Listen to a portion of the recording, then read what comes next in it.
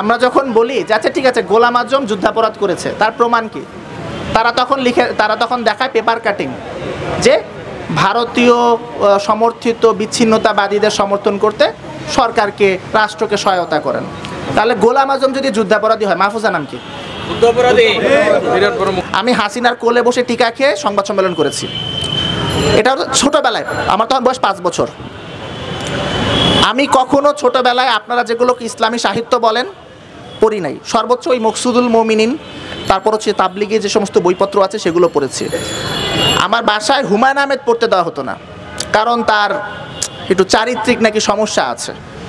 কিন্তু জাফর ইকবাল নিয়ে কখনো কোনো আপত্তি ছিল না। আপনার দীপু নাম্বার 2 থেকে শুরু করে আপনার তার তো প্রতিটা উপন্যাসেই ওই যে কুমিরালেস খাঁচকাটা যে কোনোভাবেই চলে আসতো কিছু বিষয়। হ্যাঁ, তো এই বিষয়গুলো কিন্তু আত্মস্থ করেই বড় হয়েছি। 2008 সালে 29শে ডিসেম্বর নির্বাচন হলো।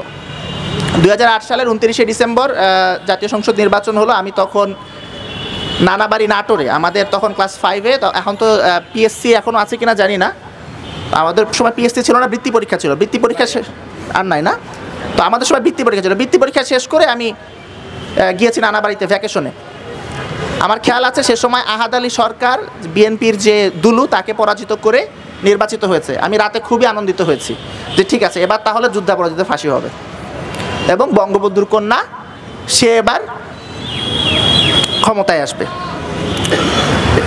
যখন 2010 সালে যখন প্রথম গ্রেফতারগুলো শুরু হচ্ছে, আমার রেসিডেন্সিয়াল মডেল কলেজের একজন শিক্ষক আছেন, কুষ্টিয়া ইসলামী বিশ্ববিদ্যালয় থেকে উনি পড়াশোনা করেছেন।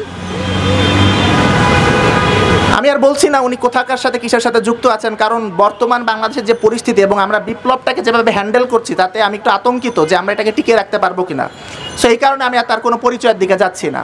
তো তার সাথে আমার তর্ক হতো, আমি তার কাছে প্রাইভেট পড়তাম এবং তার সাথে আমার খুবই তর্ক হতো। আমি বলতাম আম্মা এরা হচ্ছে ইসলামের বদনাম করেছে, এদের কারণে মানুষ ইসলামকে গালি দেয়। এরা জেনোসাইড কি ইসলামের সাথে আছে নাকি?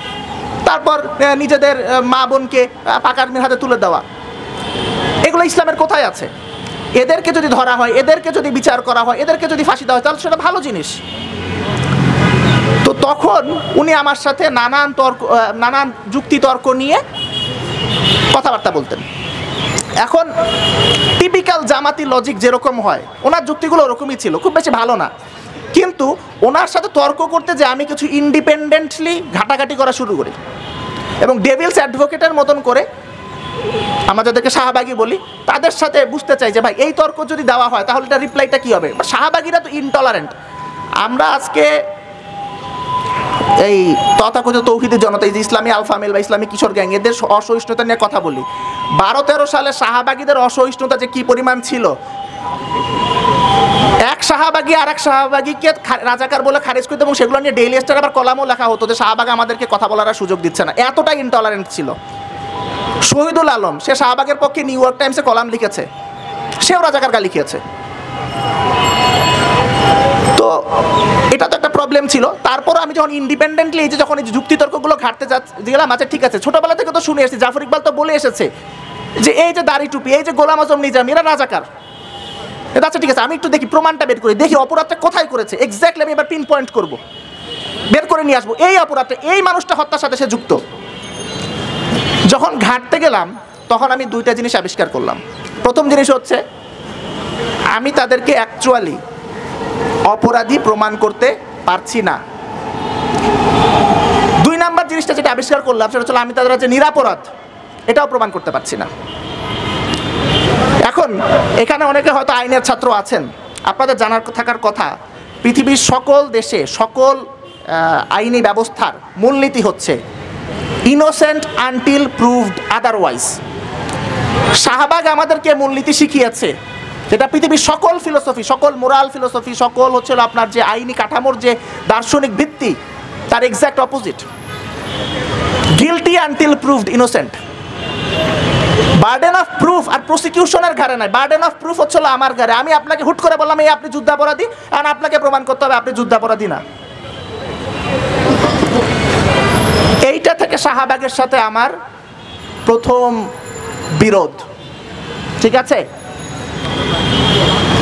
আমি আবারও বলছি, আপনি হয়তো খেয়াল করে দেখেছেন, আমি যখন সাইদি বলি সাইদি সাহেব বলি না, মাওলানা সাইদি বলি না, কারণ আমি ছোটোবেলা থেকে ওই কালচারের মধ্যে বড় হইনি।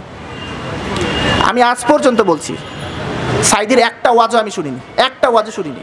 কারণ কি? খুবই সিম্পল, আমার রুচির সাথে সেটা যায় না। এখন আমার রুচির সাথে একটা জিনিস যায় না, বা হয়তো তার দুইটা কথা আমার খারাপ লেগেছে, একটা বৈজ্ঞানিক ব্যাখ্যা সে ভুল দিয়েছে, এই জন্য তাকে আবার ফাঁসি দিয়ে দিতে হবে? এই জন্য কি সে যুদ্ধাপরাধী? তাহলে শাহবাগের সাথে আমার বিরোধটা শুরুটা হচ্ছে এখান থেকে, একদম purely quote and quote secular জায়গা থেকে। আমি 2013 সালের ফেব্রুয়ারি মাসে জামাত ইসলামীর সাথে তো যুক্ত থাকার সুযোগ নাই। আমি যতদূর জানি জামাত ছাত্রদেরকে অ্যাডমিট করে না, করে কিনা জানি না, বোধহয় করে না, কারণ আমি তো ছিলাম না, জানি না ওদের কি নীতি। ছাত্র শিবিরের সাথে আমি যুক্ত ছিলাম না, তবে অনলাইনে আমি লেখালেখি করতাম, ব্লগ লিখতাম, ফেসবুক লিখতাম। যারা আমাকে বহুদিন ধরে চেনেন তারা জানেন যে 2012-11 সাল থেকে আমি পরিচিত, এবং ওই সময় যে আপনারা যারা শাহবাগী বলেন তাদের সাথে আমার বিরোধ, কিন্তু আমি ছাত্র শিবিরের সাথে যুক্ত ছিলাম না। 2013 সালের 28শে ফেব্রুয়ারি আমি সিদ্ধান্ত নেই যে এটা আর বরদাস্ত করা সম্ভব না, একটা ট্র্যাভিস্টি অফ জাস্টিস হচ্ছে, বাংলাদেশের বিচার ব্যবস্থাকে ধ্বংস করে দেওয়া হয়েছে। এইটা শুধুমাত্র সাইদির ব্যাপার না, ব্যক্তি সাইদির ব্যাপার না, দল হিসাবে জামাত বা ছাত্র সংগঠন হিসেবে ছাত্র শিবিরের ব্যাপার না, এটা আমাদের সবার ব্যাপার। কালকে যদি আপনাকে আমাকে কোনো একটা কথা বলে দিয়ে দিল ফাঁসি বা দিয়ে দিল সাজা, আপনি কি করবেন? এইটা হচ্ছে ফান্ডামেন্টাল, এই ফান্ডামেন্টাল প্রিন্সিপালের ব্যাপার। এখানে সেকুলার বলে কোনো কিছু নাই, ইসলামিস্ট বলে কোনো কিছু নাই। আপনার কোনো সেকুলার ফিলোসফিতে আপনি এটাকে করতে পারবেন, এটাকে আপনি নালিফাই করতে পারবেন যে না, যে ভুয়া বিচারে ফাঁসি দিয়ে দেওয়া হোক। আমরা যখন হাসিনার বিচার করছি, তাহলে হাসিনার জন্য আমরা আইন সংশোধন করে, দেখেন ট্রাইব্যুনালের আইন এত জঘন্য ছিল যে এখন আমাদের চোখের সামনে ঘটা যে হাসিনার অপরাধ, সেটার বিচার করার জন্য আমরা ওই আইনে আর বিচার করতে পারছি না। আমরা বলছি যে এই আইনটাকে সংশোধন করে হাসিনাদের একটু অধিকার দিতে হবে, কারণ ওই আইনে কোনোভাবেই নিরপরাধ নিজেকে প্রমাণ করা সম্ভব না। ট্রাইব্যুনালের এভিডেন্স ল কী ছিল জানেন? যদি কোনো পত্রিকায় ধরেন ফেসবুক স্ট্যাটাসে আজকের যুগে ভিডিওতে কেউ একজন বলে হ্যাঁ আমি দেখছিলাম যে ওই অপরাধ করছে, ওটাও এভিডেন্স। এবং এই সমস্ত hearsay paper cutting based court procedure রায়ের কারণে ব্রিটিশ সুপ্রিম কোর্ট থেকে বলেছে এই ট্রাইব্যুনালের কোনো কিছুই গ্রহণযোগ্য না। এই ট্রাইব্যুনালের উপর বিশেষ করে আপনি যদি কাউকে যুদ্ধাপরাধী বলেন সভ্য দেশে, সেই ব্যক্তি আপনার নামে লাইবেল কেস করতে পারবে, যেটা চৌধুরী মঈনুদ্দিন দেখিয়েছেন। ব্রিটিশ সুপ্রিম কোর্টের কথা, লালাল্যান্ডের কথা না, ঠিক আছে? তো আমার সাথে শাহবাগের বিরোধের জায়গাটা এখান থেকে। আমরা যখন ট্রাইব্যুনাল নিয়ে কথা বলি তখন আমাদেরকে এই কথাগুলো বলতে হবে, এখান থেকে শুরু করতে হবে। বিষয়টা ফাঁসির না, যে ফাঁসি সভ্য নাকি সাজা সভ্য। প্রথম কথা হচ্ছে ফ্রি অ্যান্ড ফেয়ার ট্রায়াল। দেখেন শাহবাগ পুরো বিষয়টাকে ফ্রেম করেছিল কিভাবে, যুদ্ধাপরাধীদের বিচার। এবং আমরা অনেক সময় কথা বলার সময় এইভাবে কথা বলি, এটা আমাদের মাথার মধ্যে তারা গেঁথে দিয়েছে। আপনি যখন বলেন যে যুদ্ধাপরাধীদের বিচার, তখন কি আসলে আর বিচারের কোনো কিছু অবশিষ্ট আপনি রেখেছেন? আপনি তো ঘোষণায় দিয়ে দিয়েছেন যে ও যুদ্ধাপরাধী। আপনি অপরাধের বিচার করতে পারেন, আর অপরাধীকে আপনি সাজা দিতে পারেন, ক্ষমা করতে পারেন, কিন্তু বিচার করতে পারেন না। বিচারের কাজই তো গিল্ট ডিটারমাইন করা। এই যে ডেভিড বার্গম্যান, সে কয়েকদিন আগে বর্তমানে যারা ট্রাইব্যুনালে প্রডিউস করা হয়েছে তাদের ব্যাপারে বলছে, তা আনসার্টিনিটি তো থাকতে হবে। নট গিল্টি ভার্ডিক্টের তো একটা স্কোপ থাকতে হবে। আগে থেকে যদি আমরা ধরেই রাখি সে গিল্টি, এবং সেই অনুযায়ী আমরা ডিজাইন করি যে কি কি কাজ করলে গিল্টি ভার্ডিক্ট আসবে, ওটাকে বিচার বলে না, ঠিক আছে? আমাদের শাহবাগের সাথে আপত্তিটা এই জায়গাতে। আমরা দেশ হিসাবে, জাতি হিসাবে উই হ্যাভ ফেইলড আওয়ারসেলভস। কিভাবে? 2012 সালের দিকে এসি নিয়েলসন জরিপকারী প্রতিষ্ঠান, তারা একটা জরিপ করেছে, ঠিক আছে, যে ট্রাইব্যুনাল কি free and fair. Overwhelming majority বলেছে যে ট্রাইব্যুনাল ফ্রি অ্যান্ড ফেয়ার না। তারপর বলেছে যে তাহলে ট্রাইব্যুনালে যেটা হচ্ছে, এই যে এখানে নেতাদেরকে ধরা হচ্ছে, তারপর তাদেরকে ফাঁসি দেওয়া হচ্ছে, ফাঁসির বিষয়টা তখন আসে না, বা তাদেরকে সাজা দেওয়ার বিষয়টা এসেছে, এইটাকে আপনারা সাপোর্ট করেন কিনা? সেই একই ওভারওয়েলমিং মেজরিটি বলেছে যে তারা এটাকে সাপোর্ট করে। অর্থাৎ শাহবাগ নিজেও জানতো যে এটা কোনো বিচার হচ্ছে না। আচ্ছা দেখেন, বিচারে যদি সরকারি হস্তক্ষেপ না থাকে তাহলে রায়ের বিরুদ্ধে সরকারের কাছে আন্দোলন কেন হলো? তাহলে শাহবাগও জানতো যে আসলে বিষয়টা আদালতের না, বিষয়টা একটা রাজনৈতিক বিষয় যেটা সরকার দ্বারা, গণভবন দ্বারা নিয়ন্ত্রিত, তাই না? এই যে ভুয়া বিচারে যেন তেন উপায়ে আমি যাকে দেখতে পছন্দ করি না, যার কথা আমার পছন্দ হয় না, যাকে দেখতে আমার একটু মোল্লা টাইপের মনে হয় কোনো এক কারণে, আজগুবি কারণে, তাকে আমাকে মেরে ফেলতে হবে। এবং যেহেতু আমি আমার হাতটা ময়লা করতে চাই না, আপনার যে ইসলামপন্থী যে সন্ত্রাসবাদী আছে এদের সাথে শাহবাগীদের পার্থক্যটা হচ্ছে এই জঙ্গিরা নিজের হাতে মানুষকে কোপ মারে, আর শাহবাগীরা তারা অনেক সভ্য ভদ্র, তারা তো আইভি লীগ থেকে পড়ে এসেছে, ডেইলি স্টারে কলাম লেখে, প্রথম আলোর সাংবাদিক, হ্যাঁ প্রথম আলোর কলাম লেখক, তারা নিজেরা কোপ মারে না, হাত গন্ধ করবে না, তারা রাষ্ট্রকে বলে ফাঁসি দিয়ে মেরে ফেলো। ঠিক আছে, দেখে মনে হয় কত সভ্য, নর্থ এন্ডে বসে কফি খাচ্ছে, হ্যাঁ তার সাথে আমার একটা যায় ভাইব ম্যাচ করে। আসলে তার মতো হিংস্র সিস্টেমিক ভায়োলেন্স ইনফ্লিক্ট করার ক্ষমতা আর কারণই একটা ইসলামপন্থী সন্ত্রাসবাদী দায়েশ আল কায়দা আপনাকে যদি হুমকি দেয়, আপনি দেশের রাষ্ট্রের আইনের কাছে আশ্রয় চাইতে পারবেন? যদি রাষ্ট্র আপনাকে হেফাজত করতে অক্ষম হয় আপনি বিদেশে অ্যাসাইলাম নিতে পারবেন। কিন্তু শাহবাগ যদি আপনার পেছনে লাগে, দেশের জুডিশিয়ারিকে, ইন্টারন্যাশনাল জনমতকে এবং তারপর ইন্টারন্যাশনাল মেকানিজমকে, আপনার ক্রিমিনাল রেকর্ড প্রডিউস হয়ে যাবে যদি শাহবাগ আপনার নামে কেস ফাইল করে, তারা তো যদি সিস্টেমকে মোবিলাইজ করে, আপনি দেশে বিপদ দিতে তো পড়বেন, বিদেশেও আপনার নাম ক্লিয়ার করতে আপনার অতিষ্ঠ হয়ে যেতে হবে, আপনি কোথাও আশ্রয় পাবেন না। এটা হচ্ছিল শাহবাগের ভিশাসনেস। ঠিক আছে, আমরা যখন ট্রাইব্যুনাল নিয়ে বা শাহবাগ নিয়ে কথা বলি, অনেক সময় আমরা আননেসেসারিলি বিষয়টাকে আইডেন্টিটি পলিটিক্সের মধ্যে ঢুকিয়ে ফেলি। আইডেন্টিটি পলিটিক্স তো এটা শাহবাগের পার্ট, এটা তো নিঃসন্দেহে, কিন্তু এখানে একটা কমন হিউম্যানিটির গ্রাউন্ডের আসার সুযোগ আছে। যেই প্রসঙ্গে আপনি তথাকথিত সেকুলার বা তথাকথিত ইসলামিস্ট যাই হন না কেন আপনি একমত হতে পারেন, সেই একমত হওয়ার জায়গাটা হচ্ছে ভুয়া বিচারে কাউকে মারা যাবে না। ঠিক আছে, ভুয়া সাক্ষী এগুলো দিয়ে কাউকে মারা যাবে না। এখন দেখেন এই যে এটা তো গেলাম হচ্ছে প্রসিডিউরাল যে সমস্ত আলোচনা। বাংলাদেশে একটা সমীকরণ প্রডিউস করা হয়েছে যে যারা 1971 সালে পাকিস্তানকে সমর্থন করেছে তারা রাজাকার, আর যারা রাজাকার তারা যুদ্ধাপরাধী। আর একটা সমীকরণ প্রডিউস করা হয়েছে যারা 1971 সালে পাকিস্তানের বিরোধিতা করেছে তারা মুক্তিযোদ্ধা, আর যারা মুক্তিযোদ্ধা তারা যুদ্ধাপরাধের বিরুদ্ধে এবং ইনসাফের পক্ষে। এই বয়ানটাকে আমাদের চ্যালেঞ্জ করতে হবে ইনসাফের স্বার্থে, জাতি হিসাবে আমাদের এগিয়ে যাওয়ার স্বার্থে। আপনি আমেরিকাতে যান, আমেরিকার প্রগতিশীল সেকুলার ভয়েসরা তারা অ্যাকনলেজ করে, তারা ক্রমাগতভাবে বলে যে this nation was born in sin, স্লেভারির মাধ্যমে এই নেশন বর্ন হয়েছে। আপনি ব্রিটেনে যান, সেই ব্রিটেনে তারা তাদের কলোনিয়াল পাস্ট হরর নিয়ে সেকুলার প্রোগ্রেসিভ ফোর্সরা তারা সচেতন এবং তাদের মধ্যে গ্লানি আছে, রিপারেশনের চিন্তাও তারা করে। আমাদের জন্মটা কিভাবে হয়েছে 1971 সালে সেটা নিয়ে আমাদেরকে ভাবতে হবে।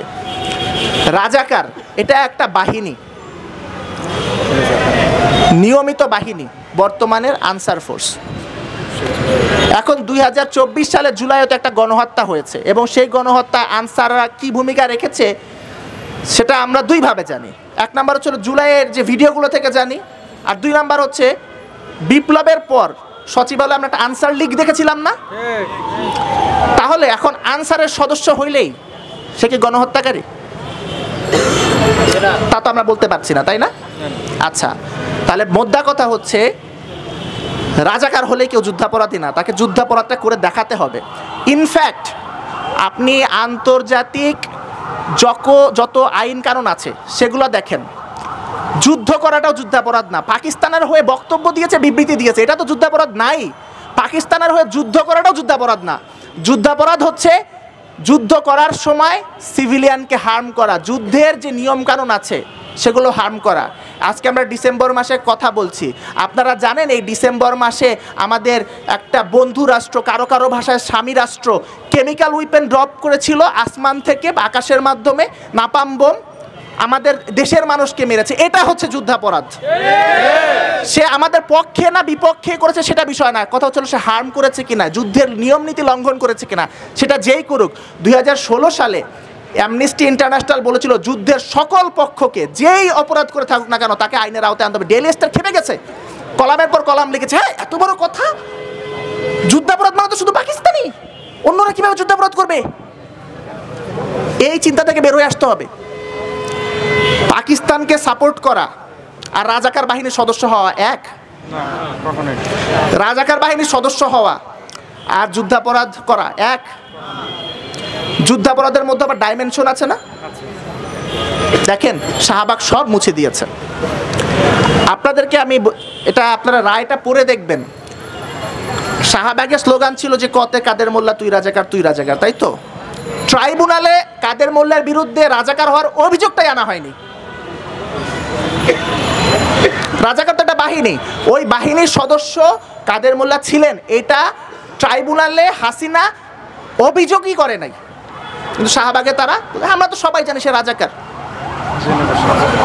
অভিযোগটা ছিল আল বদরের সদস্য হওয়ার। সেটা সত্য কি মিথ্যা সেটা পরের বিষয়, কিন্তু অভিযোগটাই কিন্তু করা হয় নাই রাজাকার হওয়ার। গোলাম আজমের ব্যাপারে সুপিরিয়র কমান্ড রেসপন্সিবিলিটির অভিযোগ আনা হয়েছে রাজাকার বাহিনীর।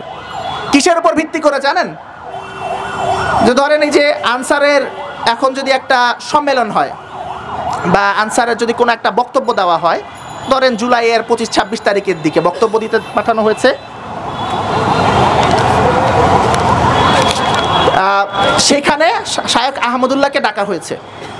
শায়েখ আহমদুল্লাহ যে সেখানে ধর্মের কথা শুনিয়ে এসেছেন এবং বলেছেন যে আনসাররা ভালো করুক, ইয়ে করুক, যারা ধ্বংসযজ্ঞ চালাচ্ছে তাদেরকে প্রতিহত করতে পারুক, এরকম একটা বক্তব্য দিয়েছে। এটার বেসিসে আমরা কি বলতে পারি, শায়েখ আহমদুল্লাহ বা এরকম কোনো একটা হুজুর যে যদি বলে সে রাজাকার বাহিনীর সুপিরিয়র কমান্ড রাখে বা আনসার বাহিনীর সুপিরিয়র কমান্ড রাখে, সে গণহত্যাকারী। গোলাম আজম এরকম একটা বক্তব্য দিয়েছিলেন রাজাকার বাহিনীতে, যে ওই বক্তব্যের উপর বেসিস করে ট্রাইব্যুনাল বলছে যেহেতু সে একটা বক্তব্য দিয়েছে, ধর্মীয় বক্তব্য দিয়েছে এবং ধর্মের একটা ইনফ্লুয়েন্স আছে, তার কাজে তার রাজাকার বাহিনী যা করেছে সব কিছু দায়িত্ব তার, সুপিরিয়র কমান্ড রেসপন্সিবিলিটি। এই জিনিসগুলো জানতে হবে। আমাদের একটা বড় সমস্যা হচ্ছে আমরা ডকুমেন্টেশনে সঠিক যুক্তিতর্ক বলার ক্ষেত্রে খুবই দুর্বল, মারাত্মক রকমের দুর্বল। আমাদের এখন কাজ ছিল, এটা আমি শেয়ার করেছি বিভিন্ন স্টেক হোল্ডারদের সাথে, ট্রাইব্যুনালের সময় প্রসিকিউশন যে সকল উইটনেসগুলোকে উপস্থাপন করেছে আমাদের এখানে যে ভিকটিম আছেন, শহীদরা আছেন, তাদের বিরুদ্ধে সেই উইটনেসদের 2-1 বাদে, যে শাহরিয়ার কবিরের মতন কিছু চিহ্নিত পেইড লোকজন বাদে বাকি সবাই কিন্তু আসলে তারা নিজেরাও ভিকটিম, তারা নিজেরাও জুলুমের শিকার। তাদের ইন্টারভিউগুলো নেওয়া, কোনো রাজনৈতিক দল এটা করেনি, আমি কোনো পার্টিকুলার দলকে বলবো না। একটা অবিচারের বিচার করাটা এটা কোনো পার্টিকুলার রাজনৈতিক দলের কাজ না, এটা জাতি হিসাবে আমাদের সবার কাজ, সকল রাজনৈতিক দলের কাজ, কিন্তু এটা আমরা করিনি। আমরা শহীদদেরকে ভাগ বটোয়ারা করে ফেলেছি। সুখরঞ্জন বালিকিনে আমাদের একটা প্রেস ক্লাবে সময় 26শে জুলাই সম্ভবত, আমি যদি ভুল না করে থাকি, ডেইলি স্টারের এডিটর মাহফুজ আনাম কলাম লিখে বলেছে যে সরকারকে তারা সহায়তা করবে স্বাধীনতা বিরোধী শক্তিদেরকে প্রতিহত করতে। আমরা যখন বলি যে আচ্ছা ঠিক আছে গোলাম আজম যুদ্ধাপরাধ করেছে, তার প্রমাণ কি? তারা তখন দেখায় পেপার কাটিং, যে ভারতীয় সমর্থিত বিচ্ছিন্নতাবাদীদের সমর্থন করতে সরকারকে, রাষ্ট্রকে সহায়তা করেন। তাহলে গোলাম আজম যদি যুদ্ধাপরাধী হয়, মাহফুজ আনাম কি? তো দেখেন যুদ্ধাপরাধ আপনাকে দেখাতে হবে। আজকে বলা হচ্ছে যে ঢালাও মামলা হচ্ছে, হ্যাঁ, যে শুধুমাত্র সরকারের মন্ত্রী ছিল বা সরকারপন্থী সাংবাদিক ছিল বা কোনোভাবে ছবি আছে পুলিশের বড় কর্মকর্তাদের সাথে, সে কারণে কাউকে যুদ্ধাপরাধী বলা যাবে না।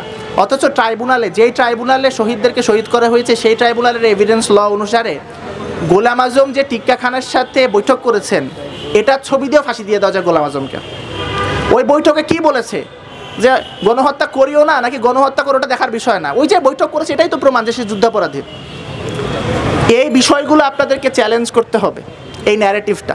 ঠিক আছে, এটা হচ্ছে আমাদের শাহবাগের যে এই ট্রাইব্যুনাল সংক্রান্ত যে বিষয়টা, সেটার ফান্ডামেন্টাল বিষয়। What is war crime, what is war crime. এইটা 24 আমাদেরকে একটা অফুরন্ত ভালো সুযোগ এনে দিয়েছে এই কারণে যে এখন আর একটা বিচার হবে। ওরা যে কথাগুলো বলবে ওদেরকে প্রশ্ন করবেন, 71 প্রসঙ্গে কি তারা এই স্ট্যান্ডার্ড মেনটেন করে? যুদ্ধটা হয়েছে পাকিস্তান আর্মির সাথে, কিন্তু শাহবাগের কথা শুনলে মনে হয় যুদ্ধটা হয়েছিল জামাত ইসলামের সাথে। যুদ্ধটা হয়েছে ইয়া আর ভুট্টোর সাথে। বাই দ্য ওয়ে, ভুট্টো সেও কিন্তু কোট আনকোট সেকুলার, প্রগতিশীল। তার যে নাতি সে কিন্তু প্রোগ্রেসিভ, LGBTQ সাপোর্ট করেন, ঠিক আছে, এবং সেও সোভিয়েতপন্থী। এবং যুদ্ধের পরে বাংলাদেশে যে সরকার হলো সেই সরকারও সেকুলার, সোশ্যালিস্ট এবং সোভিয়েতপন্থী। একটা বিশেষপন্থী বামপন্থী গোষ্ঠী তারা 71কে দুইটা বিশেষ জন্তুর লড়াই বলেছিল। আমি আর সেটা বলছি না, কারণ তারা বলতে পারে, তারা তো বামপন্থী সেকুলার, আর আমার মাথায় টুপি আজকে পরে এসেছে, আমি তো বলতে পারি না, আমার সেকুলার প্রিভিলেজ নাই। বললে তখন আবার আর একটা ফাঁসি চায়ের মতন একটা অবস্থা তোরা তৈরি করবে। এই বিষয়গুলো আমরা যদি সঠিকভাবে বলতে না পারি তাহলে শাহবাগ বিষয়টা আমরা সলভ করতে পারবো না। আমাদেরকে জনগণের কাছে যেয়ে যে এগুলো বোঝাতে হবে, বিশেষ করে শহুরে মধ্যবিত্ত সমাজের কাছে। আমরা মনে করি যে জনগণ তো আমাদের পক্ষেই আছে। দেখেন, জনগণ আমাদের পক্ষে আছে এটা সত্য, গ্রামের মানুষজন তারা জানে, কিন্তু ব্রেইন ওয়াশিংটা হয় এই যে এই সমস্ত যে সমাজ ও বিশ্ব পরিচয়, বাংলাদেশ ও বিশ্ব পরিচয়, হ্যাঁ, এই বই দ্বারা, তারপর হচ্ছে যে প্রথম আলো, ডেইলি স্টারের রিপোর্টিং, এগুলো দ্বারা প্রভাবিত হয় হচ্ছে ঢাকার বড় বড় স্কুল, কলেজ, ইউনিভার্সিটির ছেলেমেয়েরা। তাদের কাছে যেয়ে তাদের সাথে সম্পর্ক তৈরি করে তাদেরকে এইভাবে বোঝাতে হবে, ব্যক্তিগত সম্পর্ক, তাদের কাছে যেন এই কথাগুলো পৌঁছায়। সেজন্য দেখেন, আমরা নিজুম মজুমদার, কেউ কেউ আবার তার প্রথম নামটা একটা বিশেষ ক্লিনিং সামগ্রী দ্বারা প্রতিস্থাপিত করেন, তাকে দিয়ে আমরা অনেক প্রতিবাদ করি, অনেক কথা বলি, কিন্তু এই লোকের একটা গুণ আছে যেটা আমাদেরকে স্বীকার করতে হবে। সে তো বই লিখেছে এবং সে ডেভিলস অ্যাডভোকেটের মতন একটা বাজে জিনিসের পক্ষে, বেইনসাফের পক্ষে, জুলুমের পক্ষে কত শত ধরনের কুযুক্তি উপস্থাপন করা যায়, এবং স্নিগ্ধ আর মুগ্ধ একই ব্যক্তি টাইপের কত ধরনের যুক্তি। দেখেন, এই যে একই ব্যক্তি না, এটা আগেও ছিল, দেলু, তারপর দেলোয়ার হোসেন সাইদি, তারপর হচ্ছে কসাই কাদের মোল্লা, এটা ছিল। আমাদের মধ্যে কেউ কিন্তু এই কাজটা করেনি। আমরা একটা বইও লিখেছি আজ পর্যন্ত। দেখেন, কোনো পার্টি আপনাকে সাপোর্ট করবে কিনা আপনি এটার জন্য বসে থাকবেন, কারণ আমরা যদি আজকে পার্টি সাপোর্টের অপেক্ষায় বসে থাকতাম, এখানে তো আমরা জড়ো হতে পারতাম না। আপনি করেন, মানুষ আপনাকে, জনগণ আপনাকে সহায়তা করবে। এটার মাধ্যমে আপনি আপনার সোশ্যাল স্ট্যান্ডিং, পরিচিতি থেকে শুরু করে আপনার বই লিখে তো একটা ভালো গবেষণা হলে যদি এটা বেস্ট সেলার হয়, সেখান থেকেও তো কিছু অর্থ আসে, হালাল উপার্জনের রাস্তা। কিন্তু আমরা কেউ এই ফিকিরটা করি না, শুধু গলাবাজি করি। এবং আমাদের মধ্যে কেউ কেউ আছেন তারা কিছু উগ্র আচরণ করেন, যেগুলো একদমই সহায়ক না। আমি আশা করব আজকে থেকে আপনারা আমাদের এই যে আলোচনা, সেখান থেকে কিছু বিষয় বুঝতে পারবেন এবং আপনারা মানুষের কাছে পৌঁছাবেন, যেই অডিয়েন্সের কাছে পৌঁছানো দরকার সেই অডিয়েন্সের কাছে, যারা অলরেডি আমাদের ব্যাপারে জানে, এই লোকগুলোর উপর যে বেইনসাফ হয়েছে সেটা জানে, এবং এই বেইনসাফ যে আসলে কতগুলো লেয়ারে ফ্লড সেটা জানে। তাদের কাছে বলে লাভ নাই। যারা সাইদির মাহফিলে গিয়েছে তাদের কাছে যে যদি বলেন সাইদি নিরাপরাধ, ডাজন্ট মেক এনি সেন্স। তারা তো এমনিতেই জানে। যারা কখনো যায়নি, হেট করে, তাদের কাছে পৌঁছাতে হবে। আমি আর আমার বক্তব্য দীর্ঘায়িত করব না।